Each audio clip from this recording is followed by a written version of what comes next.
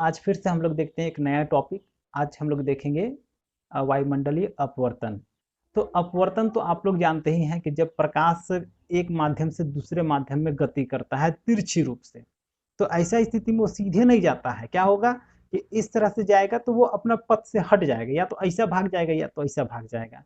तो यही घटना को कहते हैं प्रकाश का अपवर्तन। और यही चीज अगर वायुमंडल में होगा तो उसको कहिएगा वायुमंडलीय अपवर्तन।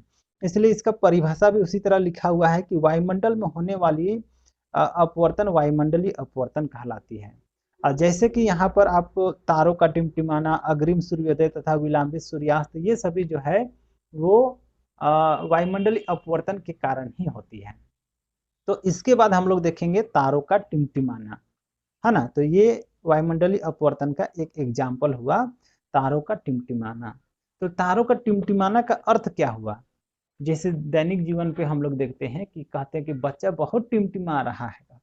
तो टिमटिमाना मतलब क्या कर रहा है कि वो थोड़ा जिद्दी कर रहा है, या कुछ करने के लिए उसको बोली तो वो नहीं कर रहा है। लेकिन तारों का टिमटिमाना का जब कहते हैं तो उसका अर्थ थोड़ा सा दूसरा हो जाता है। क्या हो जाता है? तो तारों का टिमटिमाना कहने का अर्थ हो जाता है कि उसका लाइट कम बेसी होना। तो कभी भी रात में अगर आप बाहर निकलिए और तारों को देखिएगा तो आपको लगेगा वो उसका लाइट जो है वो कम बेसी कम बेसी कम बेसी हो रहा है। तो ये क्यों होता है उसी को हम लोग समझेंगे इस पर। तो तारों का टिमटिमाना चलिए समझने का कोशिश करते हैं। तो सबसे पहले समझिए कि तारे रियल में बहुत बड़ा साइज के हैं, लेकिन वो पृथ्वी से बहुत दूर पर है ना। तो पृथ्वी से बहुत दूर होने के कारण उसको हम लोग बहुत छोटा मान सकते हैं। आप लोग देखे भी होंगे, दिखने में कितना दिखता है, इतना सा दिखता है। उससे बड़ा तो चांद दिखता है ना। लेकिन रियल में देखा जाए तो तारे जो है वो पृथ्वी से भी बड़ा है, चांद से भी बड़ा है ना। लेकिन है क्या कि वो बहुत दूर होने के कारण बहुत छोटा दिखाई देता है, और हम लोग भी उसको बिंदु स्रोत मानते हैं। अब सपोज कर लीजिए कि आ, हम लोग एक दूसरे का तुलना में देखेंगे तो क्या होता है, हम लोग एक दूसरे की तुलना में देखेंगे तो कहते हैं क्या कि अरे ये तो बहुत लंबा है, अरे ये तो नाटा है। लेकिन जब आप किसी टावर पर चढ़ जाइए या ऊंचा पेड़ पर चढ़ जाइए, उसके बाद देखिएगा सबको, तो लंबा हो या बौना हो सब छोटा छोटा दिखाई देंगे चींटी की तरह से। आप सोचिए थोड़ा सा और ऊपर जाइएगा तो दिखाई भी नहीं दीजिएगा। तो हम लोग भले एक दूसरे में कंपटीशन चलता है, अरे ये लंबा है, हम लंबा है ना। ये मोटू है, ये मोटू है। ये पतलू है, अरे ये पतलू है ना। अरे बौना है, इस तरह का हम लोग कहते हैं। लेकिन जब डिस्टेंस बढ़ेगा तो आपका मोटा पतला लंबा छोटा ये कोई भी मतलब नहीं रखेगा, सभी जीरो हो जाइएगा। तो उसी तरह से तारे जो हैं वो पृथ्वी से बहुत दूर होने के कारण वे बहुत बड़ा तो है, लेकिन उसको क्या मानेंगे, बहुत छोटा मानेंगे, बिंदु स्रोत। अब बिंदु स्रोत जैसे ही बोलेंगे ना बिंदु स्रोत जैसे ही बोलेंगे तो आप समझ जाइए कि उससे बहुत थोड़ा सा प्रकाश निकल रहा है। अब रियल में क्या है, बहुत ज्यादा निकलता है, लेकिन हम लोग तक पहुंच रहा है क्या, बहुत थोड़ा सा प्रकाश, क्योंकि वो अंतरिक्ष में ही इधर उधर फैल जा रहे हैं। ठीक है, तो ऐसे चलिए समझते हैं।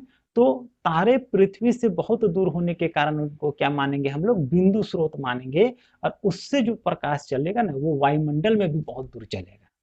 और वायुमंडल में बहुत दूर चलने से क्या होगा, तो उसका एनर्जी कम हो जाएगा। जैसे आप भी गाड़ी चलाइए या पैदल चलिए या तो साइकिलें चलाइए, तो देखिएगा आप जितना दूरी तय कीजिएगा आपका एनर्जी उतना ही ज्यादा वेस्ट होगा।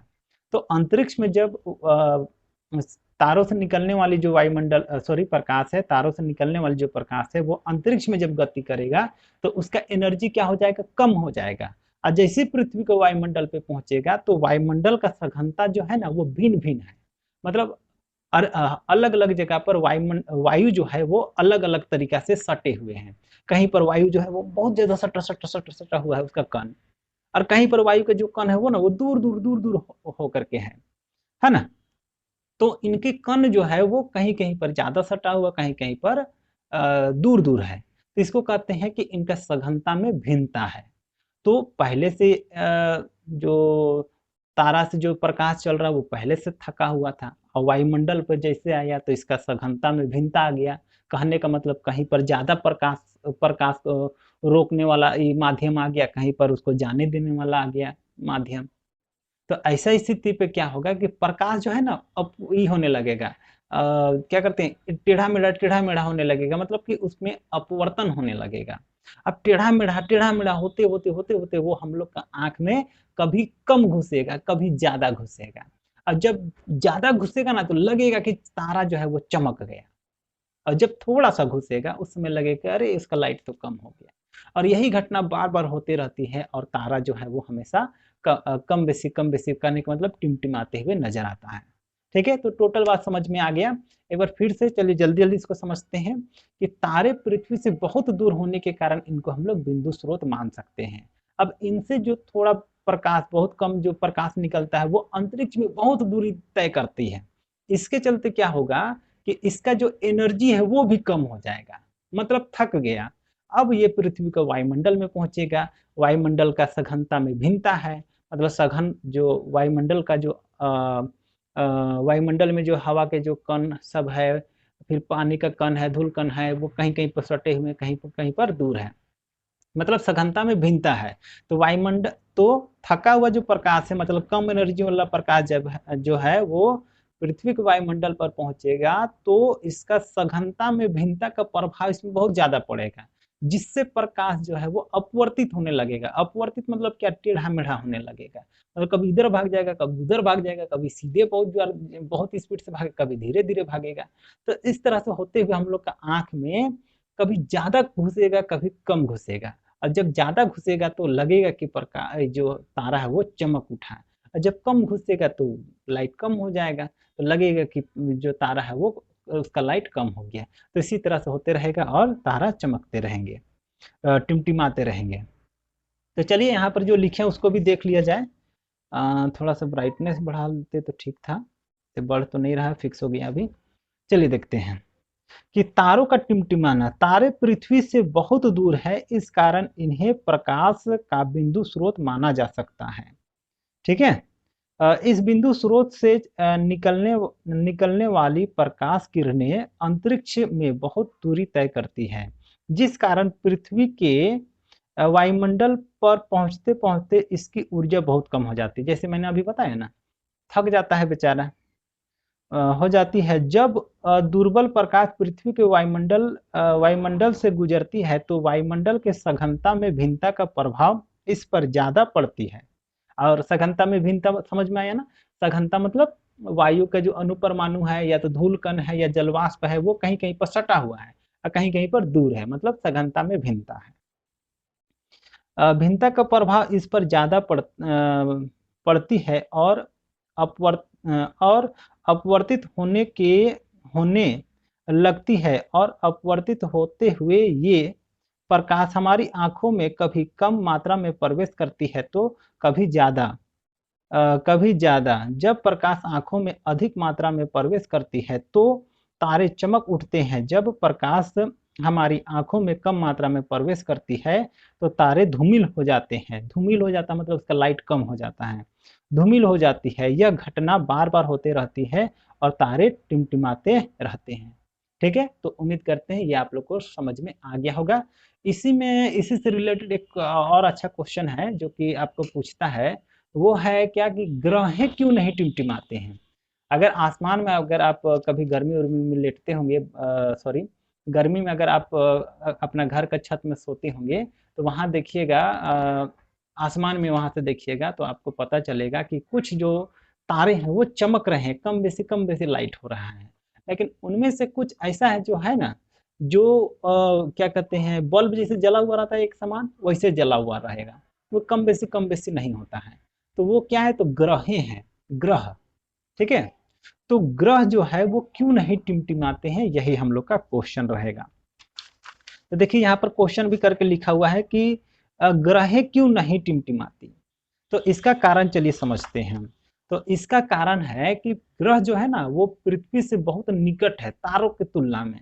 अब निकट बोल दिए तो मेरा पड़ोसी में थोड़ी ना है ना। तो निकट मतलब आप क्या समझे, निकट मतलब तारों की तुलना में निकट। तो जो भी ग्रह हैं वो तारों की तुलना में पृथ्वी से बहुत निकट है, इसलिए उनको बड़ा स्रोत माना जा सकता है। प्रकाश का बड़ा स्रोत मान सकते हैं उसको। अब बड़ा स्रोत है मतलब उससे ज्यादा प्रकाश निकल करके आ रहा है। साथ ही साथ ये क्या है, निकट है, पृथ्वी के निकट है, इसलिए ज्यादा अंतरिक्ष में गतियों नहीं करेगा, मतलब उसमें ज्यादा एनर्जी है। तो ज्यादा लाइट ज्यादा एनर्जी, है ना, इसके चलते थोड़ा बहुत जो रुकावट आएगा ना उसको रुकबे नहीं करेगा वहां पर, है ना। देखे है ना, जो बचपन रहता है नया नया जो बाइक चलाना सीखता है, उसको अभी ना परिवार का रुकावट है ना बाल बच्चा का रुकावट है, ठीक है। तो क्या करता है, हुई हुई करके एक बार गाड़ी को भगाता है बिना स्टॉप, वो हुई सब ही करेगा, चलाएगा, हॉर्न मारेगा, इतना खतरनाक ही कहना नहीं।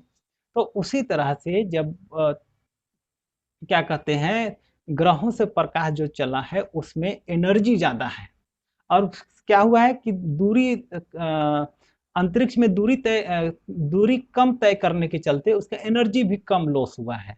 मतलब टोटल समझिए तो उससे जो ग्रह से जो प्रकाश चला है उसमें ज्यादा एनर्जी है। एनर्जी ज्यादा होने के चलते जब वो पृथ्वी के वायुमंडल से गुजरते रहती है, उस समय भी उसमें जो सघनता में जो भिन्नता है ना, वायुमंडल का सघनता में जो भिन्नता है, उसका उसका प्रकाश पर कोई प्रभाव नहीं पड़ेगा, है ना। क्योंकि उतना कम जो रुकावट है उसको क्या कहते हैं, उसको सादरी में कहते हैं ना, गदनबे नहीं करेगा। तो गदनबे नहीं करेगा कहने का मतलब उसको समझ में नहीं आएगा कि यहाँ पर कुछ रुकावट भी है, ठीक है, और सीधे निकल जाएगा। और हम लोग का आंख में क्या करेगा, एक समान रूप से प्रवेश करेगा, और एक समान रूप से अगर प्रकाश प्रवेश कर रहा है तो क्या होगा कि वो कम बेसी नहीं दिखाई देगा। तो वही चीज को यहाँ पर लिख करके भी बताया गया है। देखिए यहाँ पर कि ग्रहें क्यों नहीं टिमटिमाती है, तो उत्तर करके लिखा गया है क्या, कि ग्रहें तारों की तुलना में पृथ्वी के बहुत निकट है, इस कारण इसे प्रकाश का बड़ा स्रोत माना जा सकता है। इस बड़े स्रोत से निकलने वाली प्रकाश तीव्र होती है, ठीक है, जिस कारण इस पर वायुमंडल के सघनता में भिन्नता का कोई प्रभाव नहीं पड़ता, और प्रकाश आंखों में हमेशा एक समान मात्रा में प्रवेश करती है, इसी कारण ग्रह नहीं टिमटिमाते। तो उम्मीद करते हैं ये भी आप लोग को समझ में आ गया होगा, ठीक है। तो अगर अच्छा लगता होगा मेरा वीडियो तो वीडियो को लाइक कीजिएगा, और चैनल में नए हैं तो चैनल को सब्सक्राइब भी कर लीजिएगा। आज के लिए इस वीडियो पर इतना ही।